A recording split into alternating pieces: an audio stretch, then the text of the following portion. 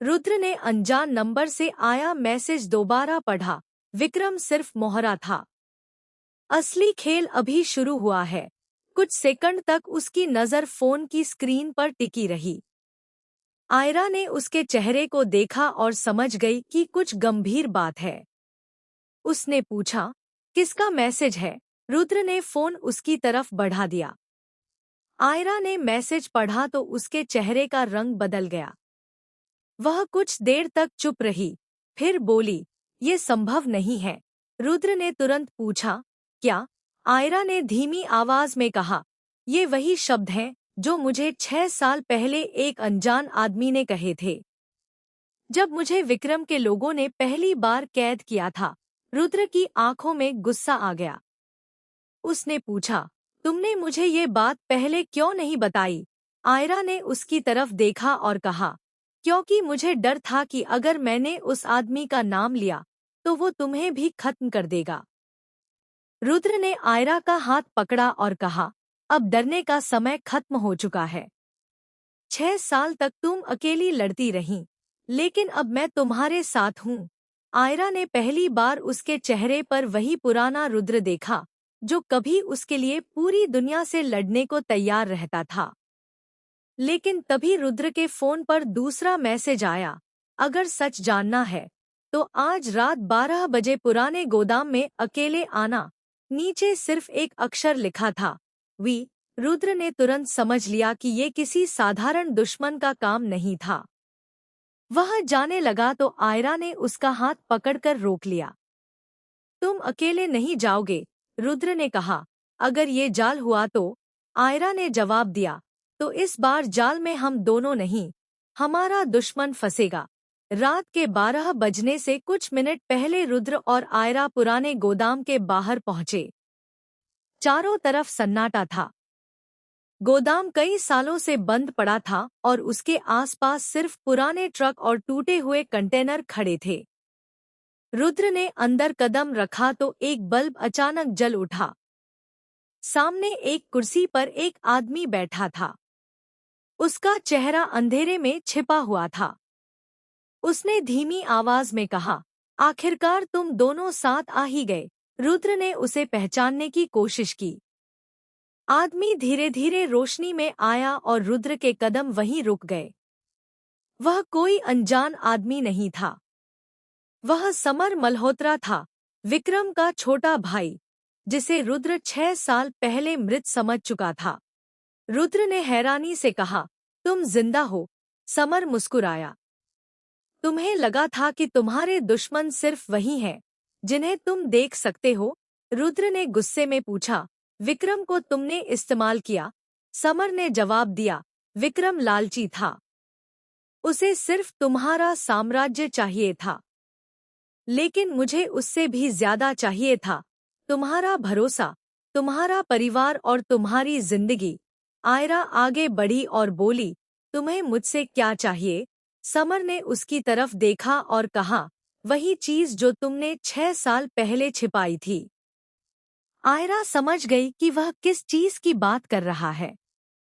6 साल पहले जब उसे विक्रम ने अगवा किया था, तब उसने रुद्र के पिता के पुराने बिजनेस रिकॉर्ड से जुड़ा एक छोटा सा पेन ड्राइव चुरा लिया था।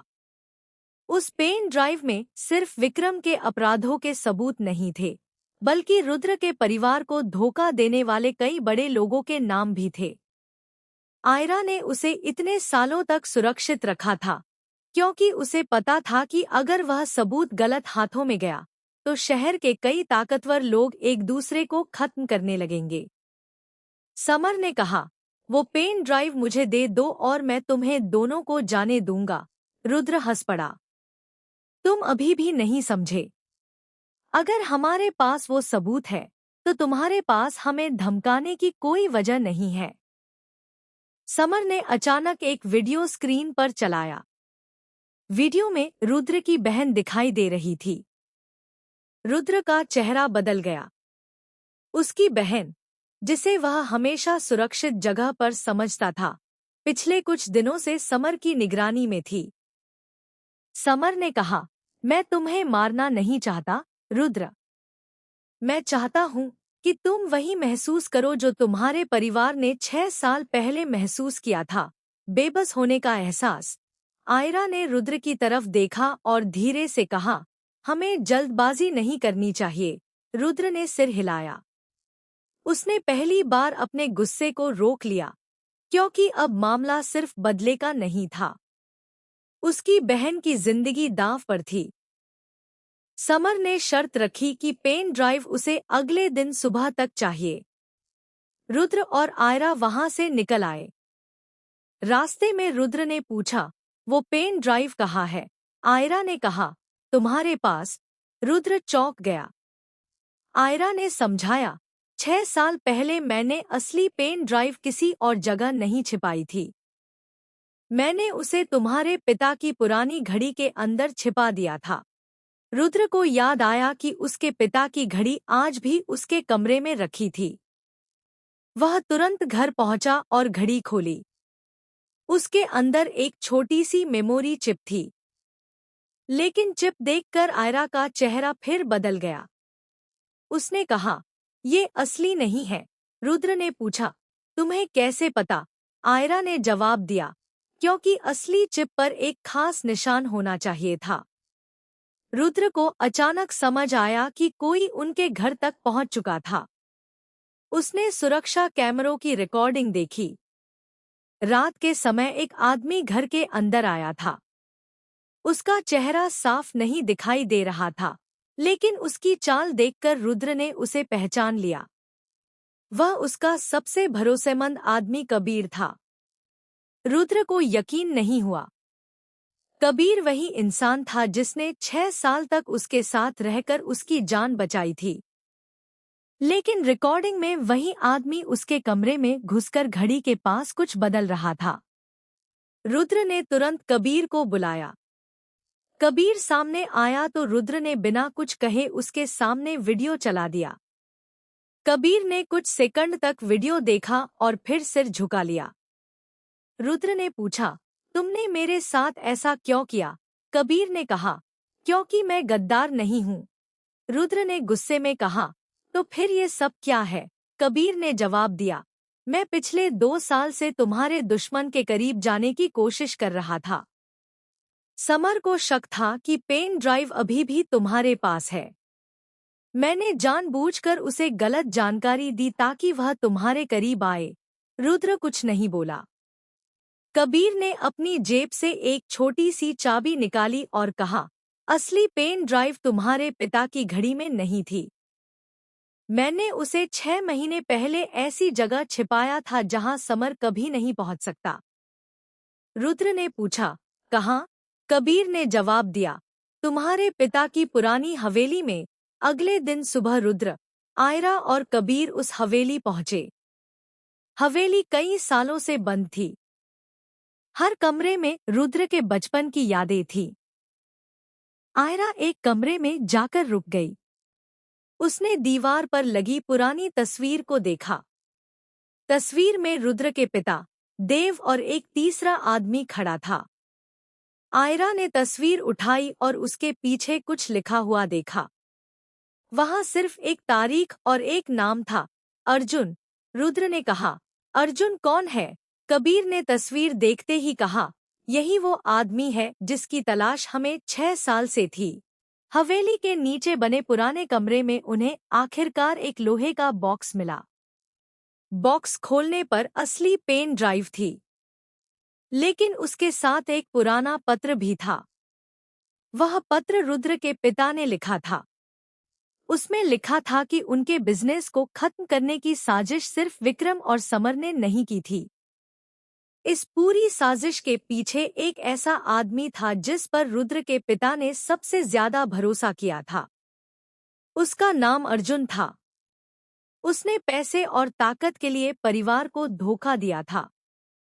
लेकिन पत्र की आखिरी लाइन पढ़कर रुद्र की आंखें खुली की खुली रह गईं। अगर कभी मेरे साथ कुछ हो जाए, तो अर्जुन से ज्यादा उस इंसान से सावधान रहना जो उसके पीछे खड़ा है। रुद्र ने पत्र नीचे रखा और कहा, इसके पीछे कोई और भी है। तभी हवेली के बाहर गाड़ियों की आवाज सुनाई दी।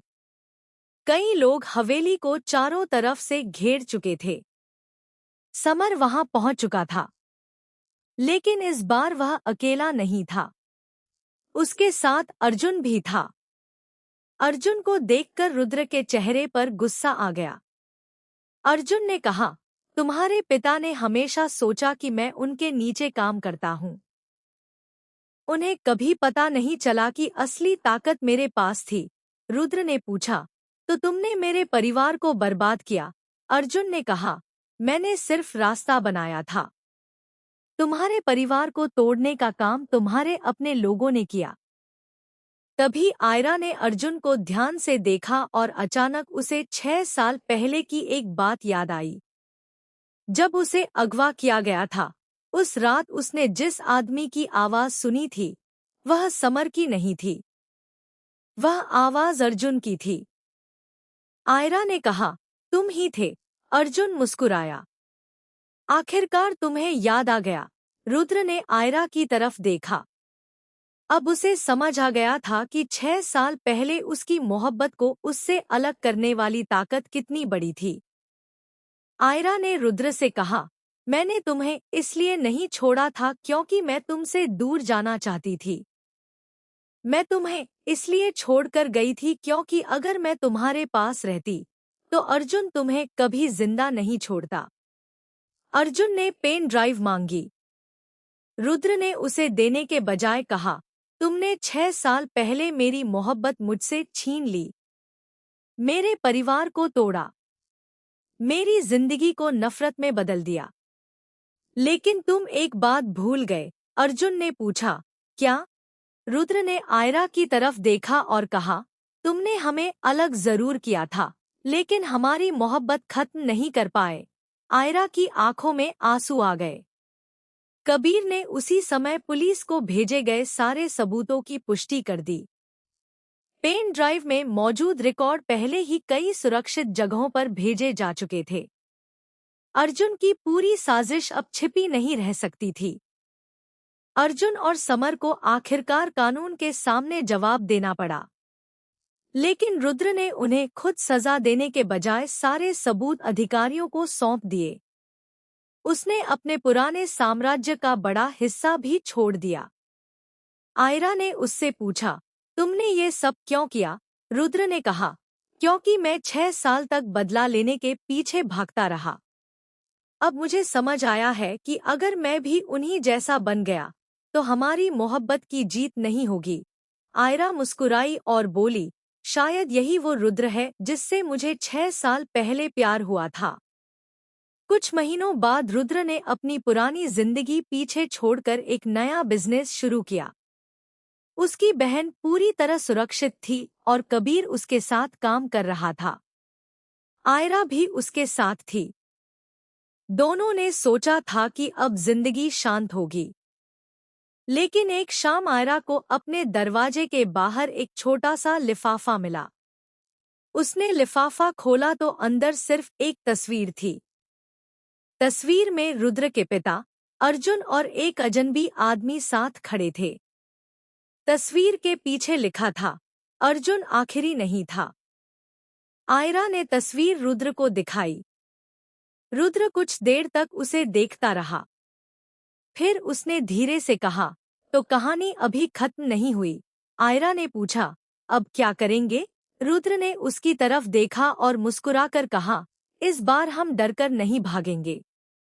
इस बार जो भी हमारे सामने आएगा, उसे हमारे अतीत का सच भी पता चलेगा और हमारी मोहब्बत की ताकत भी। उस रात दोनों बालकनी में खड़े शहर की रोशनी देख रहे थे। रुद्र ने आयरा का हाथ थामा। 6 साल की दूरी, गलतफहमियां, धोखा और बदले की आग सब पीछे छूट चुके थे। लेकिन आसमान के नीचे रखी वह पुरानी तस्वीर एक बात साफ कर रही थी। उनकी कहानी का सबसे बड़ा अध्याय अभी बाकी था। और तस्वीर में मौजूद वह अजनबी आदमी कौन था? यह राज अब उनकी अगली लड़ाई का कारण बनने वाला था। आगे की कहानी जानने के लिए अगला पार्ट देखें और साथ ही चैनल को लाइक एंड सब्सक्राइब भी कर दे।